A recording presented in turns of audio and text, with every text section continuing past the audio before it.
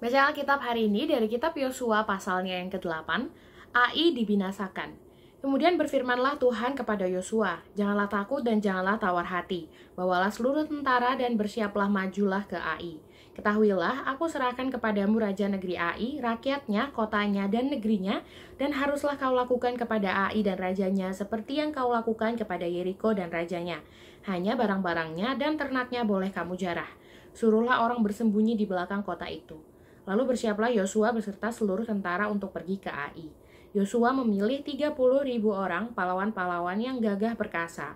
Mereka disuruhnya pergi pada waktu malam, dan kepada mereka diperintahkannya katanya, ketahuilah kamu harus bersembunyi di belakang kota itu untuk menyerangnya, dan janganlah terlalu jauh dari kota itu, dan bersiap-siaplah kamu sekalian. Aku dan semua orang yang bersama-sama dengan aku akan mendekati kota itu. Apabila mereka keluar menyerbu kami seperti yang pertama kali, maka kami akan melarikan diri dari hadapan mereka. Jadi mereka akan keluar menyusul kami sehingga kami memancing mereka jauh dari kota itu, sebab mereka akan berkata, orang-orang itu melarikan diri dari hadapan kita seperti yang pertama kali. Jika kami melarikan diri dari hadapan mereka, maka kamu harus bangun dari tempat persembunyianmu itu untuk menduduki kota itu, dan Tuhan Allahmu akan menyerahkannya ke dalam tanganmu. Segera setelah kamu merebut kota itu, haruslah kamu membakarnya. Sesuai dengan firman Tuhan, kamu harus melakukan semuanya itu. Ingatlah, itulah perintahku kepadamu. Demikianlah Yosua menyuruh mereka pergi, lalu berjalanlah mereka ke tempat persembunyian dan tinggal di antara Betel dan Ai di sebelah barat Ai.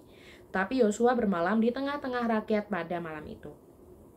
Keesokan harinya, Yosua bangun pagi-pagi, lalu diperiksanyalah barisan bangsa itu, dan berjalanlah ia maju beserta para tua-tua orang Israel di depan bangsa itu ke Ai.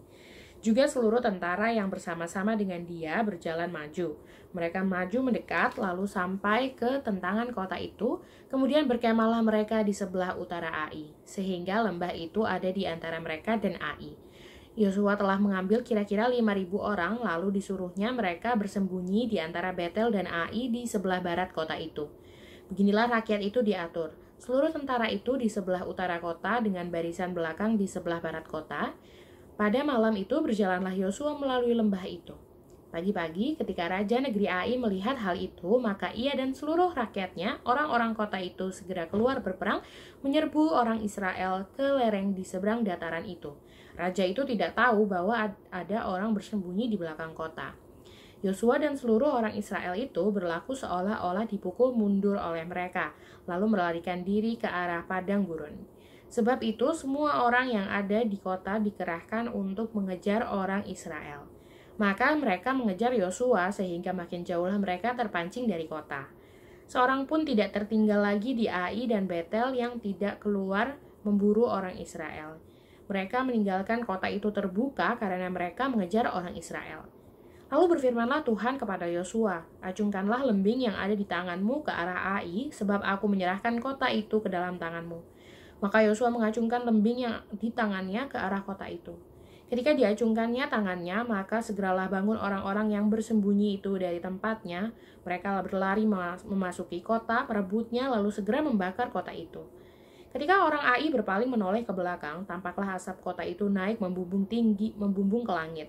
Mereka tidak sempat melarikan diri kemanapun juga, sebab rakyat yang tadinya lari ke padang gurun berbalik melawan pengejar-pengejarnya. Ketika Yosua dan seluruh Israel melihat bahwa orang-orang yang bersembunyi itu telah merebut kota dan bahwa asap kota itu naik membumbung, berbaliklah mereka lalu menewaskan orang-orang Ai.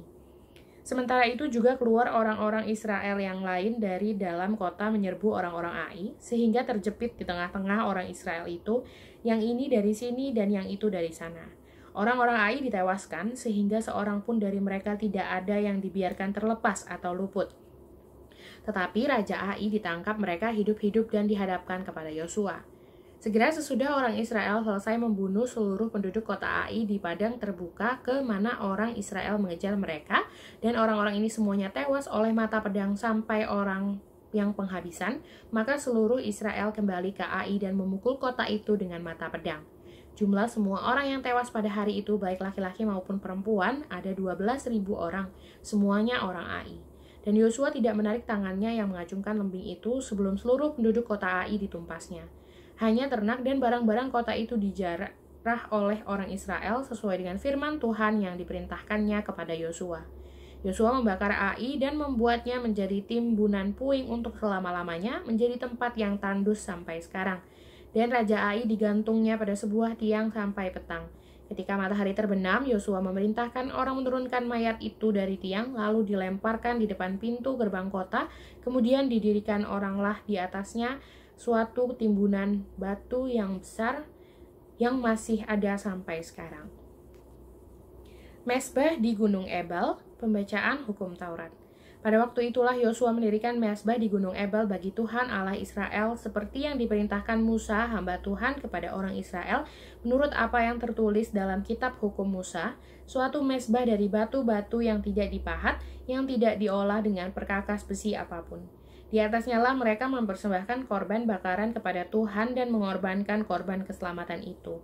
Dan di sanalah di atas batu-batu itu dituliskan Yosua salinan hukum Musa yang dituliskannya di depan orang Israel. Seluruh orang Israel, para tua-tuanya, para pengatur pasukannya, dan para hakimnya berdiri sebelah menyebelah tabut, berhadapan dengan para imam yang memang suku Lewi, para pengangkat tabut perjanjian Tuhan itu, baik pendatang maupun anak negeri. Setengahnya menghadap ke gunung Gerizim dan setengahnya lagi menghadap ke gunung Ebal, seperti yang dahulu diperintahkan oleh Musa hamba Tuhan apabila orang memberkati bangsa Israel. Sesudah itu dibacakannya lah segala perkataan hukum Taurat, berkatnya dan kutuknya, sesuai dengan segala apa yang tertulis dalam kitab hukum.